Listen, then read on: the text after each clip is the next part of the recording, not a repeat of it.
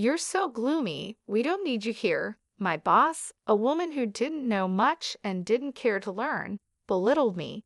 I sighed, looking at her smug face. Well then, I quit, I said, and left the company. Months later, I ran into that awful woman again. Did you ever find a company that would hire someone as useless as you? She mocked. Yes, actually, your major client, I replied. Her face went pale as she realized what I meant. My name is Scott Ritter, and I'm a salesman at a food and beverage company. I'm over 43 years old and work in sales, but in a different way. I don't go out for client visits. I just work on the computer at my desk by the window. Good morning, Scott. Good morning, Paul. Scott, we're going out for drinks after work today. Would you like to join us? Thank you for the invite, but I have other plans. Got it. I didn't talk much with other employees and spent most of my time in front of the computer. Everyone else was younger, which partly explained why I didn't fit in with their conversations. Scott always dresses so neatly right. His clothes are always ironed perfectly, and his shirts are crisp. And he smells good too. It's not perfume, maybe fabric softener. I wonder what brand he uses. I noticed them glancing my way and chatting a few times, but I never asked what they were talking about. I just kept working. Time to clock out already. Good work today. Yes, good work today. Scott always leaves right on time, so we know when it's time to go. In a way, he's like an alarm clock for us. I left work on time every day. Sometimes I had places to go after work, and sometimes I just went straight home. Would you like to join our company? Yes, thank you. I'd love to. I joined this company about 5 years ago. Before that, I worked at a different beverage company, but I was approached to join this one. I never stayed long at one company, moving around in the beverage industry. Scott, how have things been since you started? Fine, no major issues. Everything is going smoothly for now. That's good to hear. We have high hopes for your work. Thank you. It was a company executive who had approached me. He had heard about me and reached out. It seems this company often recruits from outside. Well, Scott, do you have a moment? Sure, I'm available. I wanted to ask you about sales strategies. If it's something I know, I'll send you the information you need. Thank you. I'll email you later.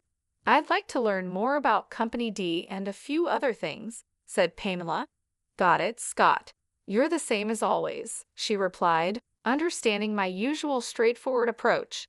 Just then, Michael approached as the younger colleagues were chatting with me. Michael Phelps is the only colleague close to my age in sales, and he's the one who brought me to this company.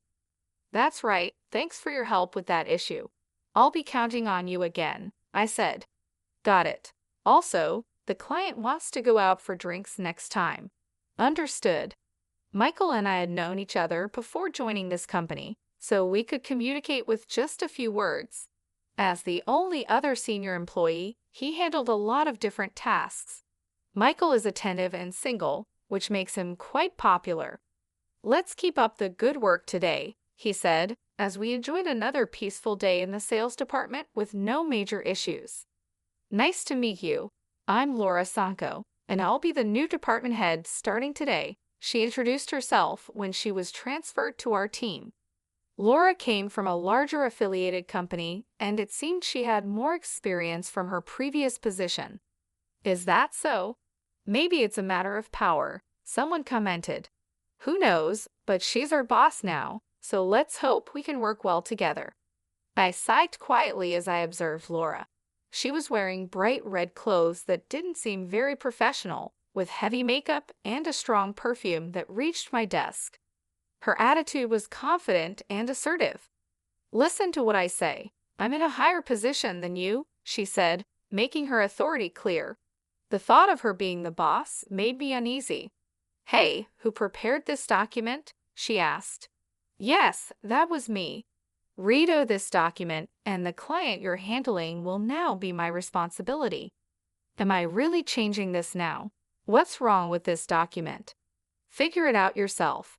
Look, it's easier to read this way, but in our company, We usually just do as I say, she insisted, making sure everyone in the sales department followed her lead because of her background in a big corporation. She's really the worst. She's all friendly with the young men and Michael, but she's tough on us women, a colleague whispered. I'm just trying to stay out of her way, I replied. It's tough, but let's support each other and get through this. Everyone followed her instructions reluctantly to avoid unnecessary trouble. Sighing, Michael asked, "What's wrong?" "It's about Laura, our manager, as he invited me out for drinks on a rare day off." He sighed heavily, looking genuinely troubled. "Laura has been really on my case lately. Every day she's asking me out." "I see, I get it," I replied, understanding his situation. It seemed she often invited him out for drinks or meals. Michael looks young for his age, so Laura didn't seem to mind the age difference. He's not comfortable with romantic relationships and has his own reasons for staying single, so being pursued like this was a real burden for him. When I talk to female colleagues, Laura scolds them. That's troublesome. Exactly. Michael agreed, clearly struggling with Laura's behavior too. He sighed wearily. Upper management isn't much help either. Yeah, I tried talking to them once, and they were pretty indifferent about it. It's really affecting me. The whole atmosphere in the sales department has changed. Who knows what will happen next?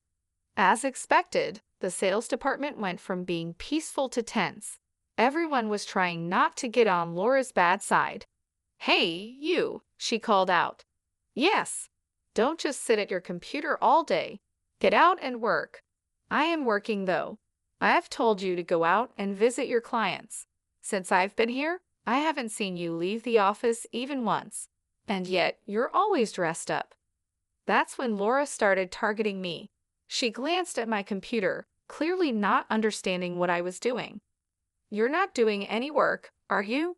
"I am doing my job." She thought I was slacking off. "Besides, you hardly talk to anyone in the office. You just say hello and nothing more."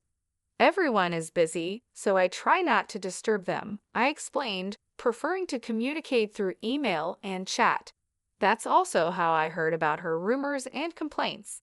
"Really, you're so gloomy. You're in sales, but you're glued to your computer, not going out for field work, not interacting with other staff. And you're always dressed in mismatched clothes, leaving right on time. Are you taking your job lightly?" Laura seemed to really dislike me, constantly picking on me and making snide remarks. "Scott, are you okay? Laura was hard on you today, right?" "I'm fine," I replied. "She's focused on me right now, so it's been easier for the rest of you. Let me know if you need anything. We're here to help." "Thank you, everyone." The sales staff noticed what was happening and showed their concern. They often intervened by saying things like, "There's work to do," or "A customer is here," to pull her away. Aside from Laura, I had good relationships with others. "What's with that manager? She complains about Scott leaving on time, but she leaves early too." "It's true. I saw her at a bar the other day." "Me too. She was drinking a lot." "How much does she spend on drinks?" "Apparently, she was drinking with business partners, and it's all being paid for with company money." "Really?" More and more, the talk about her wasn't about her work skills, but rather unpleasant rumors. "Are you okay?" "I'm fine. If her bothering me gives you all a chance to work, then it's okay. I'm really sorry if anything happens. I'll help out, and you know what's going on. You've changed jobs a lot, haven't you? If you ever decide to leave, could you let me know?" I nodded, and Michael said, "Thank you," and walked away. Unlike me, Michael has always been the type to stay in one place, but it seemed this situation was making him reconsider. A few months after Laura arrived, there was trouble. The sales department's expenses had increased, leading to orders for cost-cutting. "Why have the expenses gone up? Now we're told to cut costs. It's ridiculous," Laura complained. But the rise in expenses was her fault. Her excessive spending on entertainment was causing the increase. Everyone knew she was frequently out drinking. "I don't want to cut back on entertainment expenses. If they're cut, I won't be able to drink as much. It's your fault, Scott. Why me? You're not working. Having you here is a waste of expenses and salary. You're stealing company money. I was being unfairly accused. I was just doing the job I was assigned. She didn't understand it, but I believed my work was important. To cut costs, I'll start by cutting you. What a mess. You're so gloomy. We don't need you. Pack up your things and get out of the company. Is that an order from the boss? Yes, you're fired, she said with a smirk. I just sighed. Then I quit. Don't ever come back to this office. Getting rid of an incompetent employee will save us money. Without much resistance, I packed my things and left the company. Are you really quitting? Why so suddenly? Laura said I was fired. Well, if she said so, maybe there's no other way. Even the executives couldn't stop Laura's actions, given her connections to a larger company. It seemed inevitable. That day, I resigned and left the company. Scott, please come back to our company. We need you here. We'll talk to the manager, read numerous messages on my phone, all begging me to return. But I had been fired, and there was nothing I could do about it. If you're not here, I don't know how to proceed with our business strategy, a female colleague said cheerfully over the phone. I appreciate everyone's words, but I've been let go.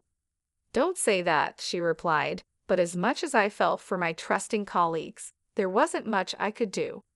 I already had my sights set on another company, so I stuck to my decision and said goodbye to my colleagues. Well then, Scott, are you okay? Pamela asked. Actually, I was about to contact you. After reaching out to a certain company, I immediately got a call from Michael.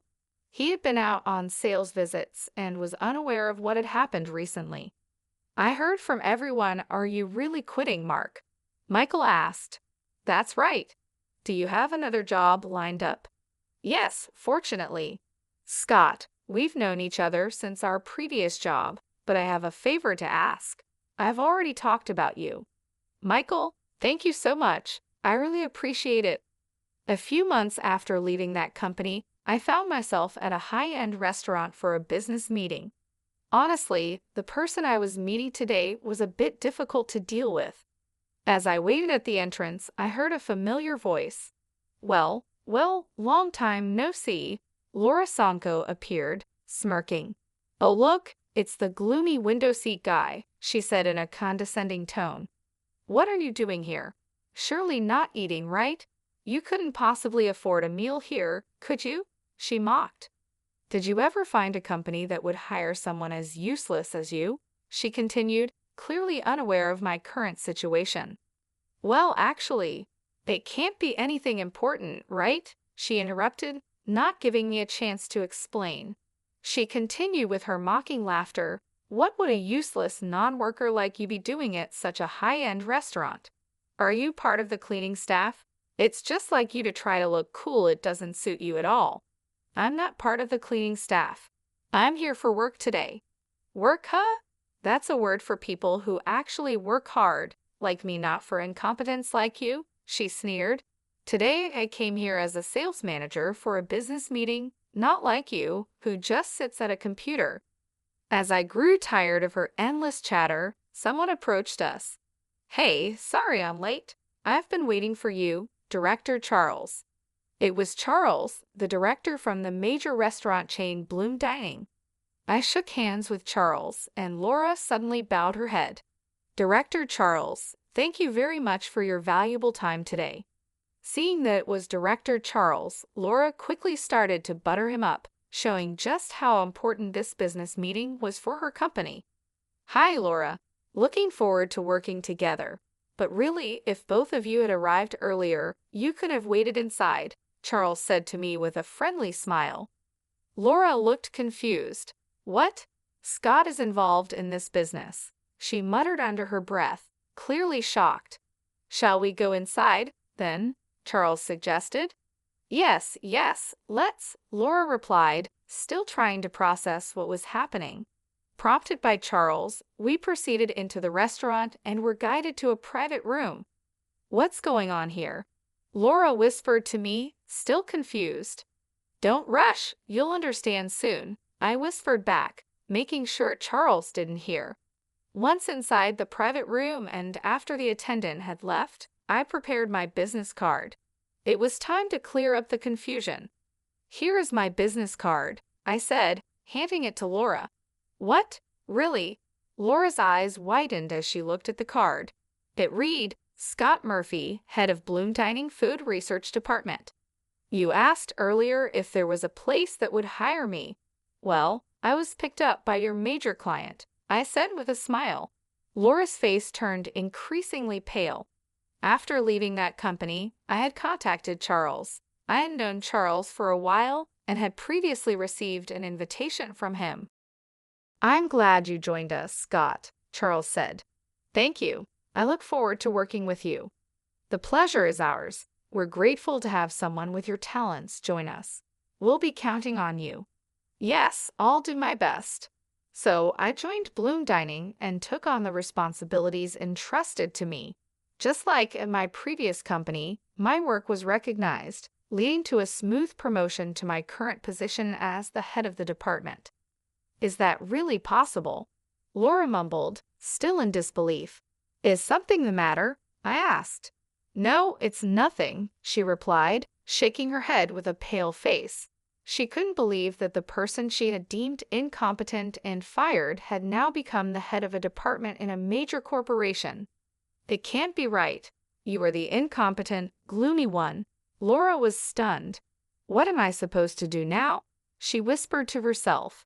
The reality that her business negotiation partner was someone she had ridiculed and treated poorly, and the fact that her company was now in a weaker position, seemed to overwhelm her. It was a complete reversal of our previous situation when she had fired me. Now, it was time to see her skills in business. So well, she stammered. How are things going with this matter? Charles asked. Laura seemed unable to deliver her usual smooth sales pitch, glancing at me often, still shocked by the earlier revelation. Eventually, she left the meeting in disarray. Did you know Laura? She seemed quite concerned about you, Charles asked after we saw her off. Actually, she's the one who fired me from my previous job, calling me a gloomy incompetent. Really? Charles responded, clearly surprised. I then shared the whole story of my previous job with him. What a rude person she is, Charles said, sounding indignant, as if it were a personal insult. Regarding this deal, I don't want to work with such a disrespectful person in the future. Let's get someone else to handle it. Yes, let's proceed with the negotiations once the representative is changed. All right, I'll make sure to communicate that, I assured him. Charles and I decided to request a change of representative from Laura's company. Given our company's stronger position, it was likely that Laura would face some repercussions. Later on, a former colleague filled me in about what happened with Laura at her company. The executives confronted her, asking, "What do you mean by changing the person in charge as a manager?" It turns out the sales staff who had been putting up with her behavior reported her past actions to the executives, including the incident where she fired me. They told her, "We have refrained from reprimanding you because you're from an affiliated company, but this time we will have to report back to your parent company." The look on Laura's face was ashen. Is that so? Thanks for letting me know. Not at all. I owe you, Scott, my former colleague replied, smiling and relieved at how things had turned out. Sometime later, I got a call from the executives of my former company. "Scott, would you consider coming back to us?" they asked. Apparently, they were rethinking my employment. After I left, the work I did in the sales department was reevaluated, and there was a noticeable decline in the department's performance, prompting an investigation. I had been researching long-term business strategies for clients, staying up to date with recent trends and explaining these in a clear way to the sales team. I also advised on sales strategies, which is why I was always at my computer. Besides that, I was checking the financial status of all our business partners and managing the accounts receivable to make sure they didn't become bad debts. I would meet with representatives from current and potential clients to gather information, often over drinks. I was uncovering hidden needs in other companies and providing feedback to the sales team. That's why I dressed well after work, which made transitioning to major corporations easier. You really did significant work. You're in demand everywhere, aren't you? Not really, but I do get to see various companies because of it. How about this? We can offer you more than double your previous salary. Double my previous salary would be a substantial amount, but I said, I'm sorry, I can't trust a company that tolerated her behavior to such an extent, and I'm happy with my current job. With that, I ignored their plea to reconsider and declined the offer to return. I heard our manager came for negotiations for us. Charles is our director now. Oh, my apologies. Michael was the first to approach me with this news. When I was fired, Michael decided to switch to Bloom Dining and joined the sales team after me. He had been with the previous company for many years, but had enough of dealing with Laura. He thought about moving to another company like I did. My firing was the trigger for him to join Bloom Dining. Interestingly, Charles, after hearing from me, was ready to hire Michael on the spot, but the dedicated Michael went through a formal interview to join our team. Originally a talented salesman, Michael now excels at Bloom Dining too. Scott, please listen. Calm down, Helen, I said. Helen, a female employee from my former department who cried when she learned I had left, still seemed to admire me. I've been assigned the research tasks you used to handle. Can you teach me? Really? Taking over the tasks from a company I left is, please, I really want to improve our sales. Despite my hesitation, I was moved by Helen's eagerness and decided to teach her. So this is how it works. Yes, that's how it works. Our relationship resembled that of a teacher and student due to the age difference.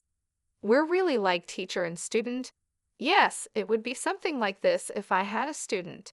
Thank you, Professor. Teach me too, Professor. Please don't call me that, Brian.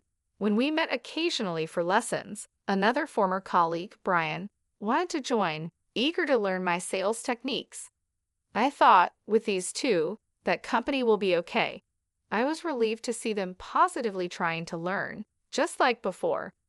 They could form a great team, much like Michael and I did in the past. As for Laura, she ended up returning to her original company as a regular employee. However, her lavish lifestyle and love for drinking couldn't be supported by her regular salary, so she secretly started working at nightclubs. But moonlighting was against her company's rules, and once they found out, she was fired. Now, Laura is struggling to attract clients because of her haughty attitude, and she isn't earning much. It's a sort of poetic justice, a case of cause and effect. I saw her looking rough in downtown recently. She caused a lot of trouble for others, so now it's her turn to face difficulties. Laura, who once fired me, now faces her own set of hardships. She wouldn't have thought this would happen back then. She even contacted me using the business card I gave her. Could you hire me at Bloom Dining? She asked. That's impossible. At least contact Michael, I told her. She contacted me too many times and was becoming a nuisance, so I passed her messages to Michael. He replied, I'm sorry, but I'm not interested in people like you, and frankly, I dislike you. Please don't contact me or my colleagues in the future. To be honest, I don't want to hear from you again. Michael clearly refused her, and after she kept trying to reach out to him, Michael contacted his lawyer. She was then placed under a restraining order and could no longer approach him. Being popular can be troublesome, but I never wanted this kind of attention. Michael and I had worked together at one of the companies during my job-hopping days. He had been engaged, but after his fiancée died in a car accident, he remained single. Since then, he understood the nature of my work and began relying on me. Now, he's thriving as a skilled senior in sales. Meanwhile, I'm grateful to be using my skills at Bloom Dining, where I conduct research with a more generous budget than before. Thanks to my efforts, Bloom Dining's default rate decreased significantly, and we were able to understand our clients' needs in more detail, leading to increased contract rates. It was definitely the right decision to bring you on board. You've made a significant difference, Charles said. I'm glad to be of service to the company. Everyone praises you. They said contracts became much easier to secure because you identify the needs so precisely. That's good to hear. I just did what I could. I'm really glad I joined this company. Meanwhile, back at my former company, I heard that Helen had taken over my research tasks and was doing a great job. Brian informed me her research skills are second only to yours, Scott. Is that so? She did learn quickly. When I was teaching her, I thought, I can't let her outdo me. Brian chuckled, feeling motivated by the competition. It seems they've become good motivators for each other, and their research efforts have helped stabilize the sales department. Helen is like Scott's student. Her methods are just like yours. And you, Michael, you've been teaching Brian, right? That's true. While I was teaching Helen, Michael also gave advice to Brian whenever he could. Looks like it's time for a generational shift. Maybe, but since we're at different companies, we'll stay rivals for a while longer. Indeed, we can't afford to lose. Flashy jobs are easily noticed from the outside, but the supportive roles behind the scenes are just as important for a company's growth. While some in sales secure contracts, it's the administrative staff who provide crucial support. Cleaners keep the office and common areas tidy, contributing to the overall function. An organization can grow because it has employees fulfilling various roles. It's often unclear who is doing what and how they contribute to the work. However, it's important to approach each role without prejudice and strive to understand the contribution of each member. Leaders, especially,